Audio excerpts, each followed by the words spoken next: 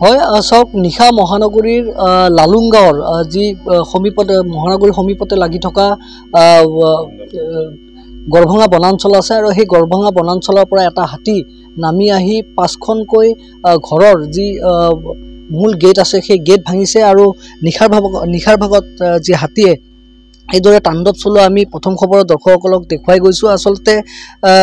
আচলতে যি বন্যহস্তীৰ পূৰ্বে আমি দেখা পোৱা গৈছিল যে বন্যহস্তীৰ কিদৰে আহি পেলাই লালুংগাঁও কটকীপাৰাৰ বিভিন্ন অঞ্চলত আচলতে কিদৰে তাণ্ডৱ চলায় আৰু আজি সেই পুনৰবাৰ সেই দৃশ্য আমি দেখুৱাই গৈছোঁ। মোৰ সতীৰ্থই দেখুৱাই গৈছে গৃহ নং 65 সেই দৃশ্য কেইবাটাও বাসগৃহত নিশাৰ ভাগত আহি পেলাই এই হাতীৰ জাকে তাণ্ডৱ চলোৱা দেখা পোৱা গৈছে আৰু ইয়াৰে স্থানীয় লোক আছে। স্থানীয় লোকৰ পৰা মই জানিবলৈ বিচাৰিম আচলতে বাইদেউ আপোনাৰ ঘৰ কি বুলি ক'ব, নিশা কেনেকুৱা ভয় খাইছিলেনে?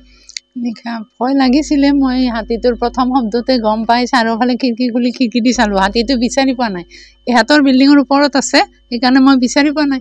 নেক্সট যেতিয়া গেটখন ভাঙি পেলাই ওলাই গ'ল তেতিয়া মই গম পাইছোঁ খিৰিকী দি বোলে এইপিনেদি গ'ল। যাই সিখন গেটক গেছি ভাবিলোঁ গ'ল, কিন্তু সিখন ভাঙি সোমাব নোৱাৰি আৰু ঘূৰি আহি পেলাই এইপিনেদি গ'ল।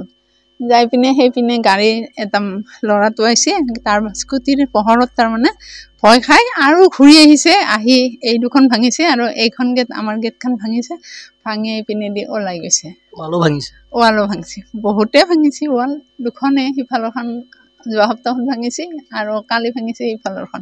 আহিয়ে থাকে হাতী। আজি তিনিদিন গম পালোঁ, ইমান বছৰে গম পোৱা নাছিলোঁ, কিন্তু জানুৱাৰীত এবাৰ আহিছিল 16 তাৰিখ আৰু যোৱা সপ্তাহটোত আহিছিল আৰু কালি আহিলে। কি ক'ব বাইদেউ? মোৰ ঘৰৰ ভিতৰৰ মানে মোৰ যিটো ঘৰৰ ভিটিৰ প্লটটোৰ ভিতৰতে আহিছে। গোটেই ঘৰত মানে কি ভাগ্য ভাল যে ঘৰত একো নকৰিলে, কিন্তু সদায়তো এনেকৈ বাচি নাযাওঁ ন, কেতিয়াবা ভয় লাগে। এনেকৈ যদি সদায় আহে আমাৰ কাৰণে বিপদ। এতিয়া কালি যিটো হ'ল আৰু যাতে নেক্সট টাইম সেনেকুৱা নহয় তাৰ কাৰণে কিবা এটা বন বিভাগে কিবা এটা কৰিলে। যিহেতু এইটো হাতীয়ে বিচৰণ কৰি আছে চাৰিওফালে, এইটো হাতীয়ে দেখি আছোঁ।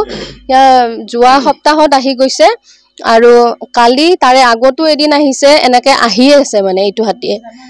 এতিয়া নাজানো আৰু কি কৰে ইহঁতে। আমি ফোন কৰিছোঁ বাৰু। হয় হয় পূৰ্বেও দেখা পোৱা গৈছিলে এই অঞ্চলত হাতীৰ বিচৰণ আৰু প্ৰায় এই অঞ্চলটোত হাতীয়ে বিচৰণ কৰি থাকে, কিন্তু বন বিভাগৰ কাৰ্যালয়ৰ যিসকল লোক আছে লখৰাৰ সেই তেওঁলোকক বাৰম্বাৰ খবৰ দিছে যদিও কোনো ধৰণৰ তেওঁলোকে পদক্ষেপ গ্ৰহণ কৰা নাই। আৰু সেই কথা আমি ইয়াৰে লোকৰ পৰা জানিবলৈ বিচাৰিম। বন বিভাগৰ লোকক আপোনালোকে খবৰ দিছিলে? হয়, মই নম্বৰ এটা পাইছিলোঁ, পোৱাৰ পিছত তেখেতক ফোন কৰিলোঁ, বোলো আমাৰ এইডোখৰত হাতী ওলাইছে, অলপ উপদ্ৰৱ কৰি আছে, আপোনালোকে কাইণ্ডলি অলপ আহিলে ভাল হয় সোনকালে। কৈছে ঠিক আছে আমি পঠিয়াই দি আছোঁ। কিন্তু পঠিয়াই দি থাকোঁতে ৰাতি পুৱাই গ'ল, এতিয়ালৈকেতো আমি দেখিয়ে নাপালোঁ, আমাক কোনো কলো নকৰিলে, একো নকৰিলে। লাষ্টত হাতী আৰু ওলাই গুচি গ'ল আৰু ওলাই গৈ সেই মদনপুৰৰ পথত যিটো কটকীপাৰাত তাতে সোমাই ভাড়াঘৰত কিছুমানৰ মানে অলপ ঘৰ চৰ ভাঙিছে, চালি ঘৰ আছিলে, বাৰাণ্ডা চাৰাণ্ডা ভাঙি থৈ গৈছে। আমি শব্দ পাইছোঁ আৰু বিল্ডিঙৰ ওপৰৰ পৰা চাইছিলোঁ আৰু শব্দ পাইছোঁ। কিন্তু একচুৱেলি ঘটনা হ'ল কি, আমাৰ এই কাষতে 2 বিঘা এটা প্লট আছে। তেখেতে আজি কেইবা বছৰৰ পৰা, আজি 20 বছৰৰ আগতে কিনি থৈছে। কিনি থৈ তেখেতে একো কনষ্ট্ৰাকশ্যনৰ কামো নকৰে সেই বস্তুখিনিত এনেকৈ মানে পেলাই থৈ দিয়াৰ কাৰণে তাত মানে হাতী চাতীয়ে ভাবে কিবা খোৱা বস্তু পাম বুলি কিনে আহিতো নোপোৱা দেখি ইফাল সিফাল ভাঙি চিঙি গুচি যায়। কিন্তু সেই মানুহজনে কিবা এটা চফা তফা কৰি থ'লে আমাৰ কাৰণে সুবিধা হয়, কিন্তু তেখেতে প্লটটো কিনি থৈছে গোটেই হাবি জংঘলেদি পূৰা মানে ঘেৰাও কৰি থৈছে। মালিকজনৰ নাম হৈ গ'ল তৰুণ চন্দ্ৰ তালুকদাৰ, ডক্টৰ হয়। তেখেত এজন ডক্টৰ মানুহ হৈ যদি এনেকৈ জংঘল কৰি থৈ দিয়ে জেগাখন, পৰিৱেশটো বেয়া কৰি পেলাই। আজি হাতী আহিছে, এটা কালি বেছিও আহিব, খোৱা বস্তু নাপালেতো নামি আহিবই। অলপ চাফা চুফা কৰিলে আমাৰো ধৰ হাতী আহিলেও ইয়াত নাপায় একো বস্তু, ইয়াতে দূৰৰ পৰাই ঘূৰি যাবগৈ। নিশাৰ ঘটনা বন বিভাগ বৰ্তমান পৰ্যন্তলৈ অহা নাই। এতিয়া কেইটা বাজে? এতিয়াতো আপোনাৰ 7:45। কালি মই ৰাতি ফোন কৰিছিলোঁ, আপোনাৰ এইজন আছিলে নাম্বাৰটো 11:30 এইটো নাম্বাৰত ফোন কৰিছিলোঁ, খিজিৰ তালুকদাৰ। তেখেতক ফোন কৰিছিলোঁ, তেখেতে কোনো গুৰুত্ব দিয়া নাই।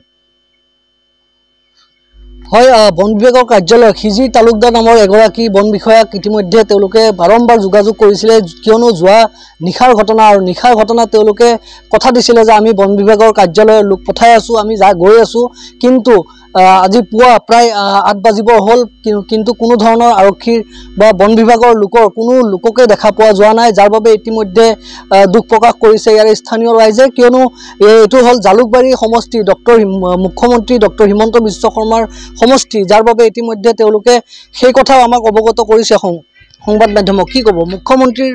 হয়, আমাৰ মানে কি এই নতুনকৈ অন্তৰ্গত হৈছে জালুকবাৰী সমষ্টিত। এতিয়া আমাৰ এইটো CMৰ সমষ্টি হয়, তো আমি যিটো CMৰ সমষ্টি হিচাপত যিটো আমি সহায় পাব লাগে, কিন্তু সেইটো হিচাপত আমি সহায় পোৱা নাই। সেইটোৱে আমি অনুৰোধ কৰোঁ চিফ মিনিষ্টাৰক, যেন আমাৰ এই বন বিভাগে যে আমাৰ পাব্লিকৰ কিবা প্ৰব্লেম হ'লে তেখেতলোকে যে সোনকালে আহি আমাৰ কিছুমান সলভ কৰে, সেইটো যে অনুৰোধ কৰোঁ চিফ মিনিষ্টাৰক। মুখ্যমন্ত্ৰীগৰাকীকো তেওঁলোকে অনুৰোধ জনাইছে আৰু বাৰম্বাৰ কৈছে যে আচলতে বন বিভাগৰ কাৰ্যালয়ৰ কোনো লোক আহি উপস্থিত নহয়, বাৰম্বাৰ খবৰ দিয়া হয়, কিন্তু তেওঁলোকে স্থানীয় ৰাইজৰ কোনো কথাই নুশুনে, যাৰ বাবে এই ধৰণৰ ঘটনা নিশাৰ ভাগত সংঘটিত হ'ব পাৰিছে।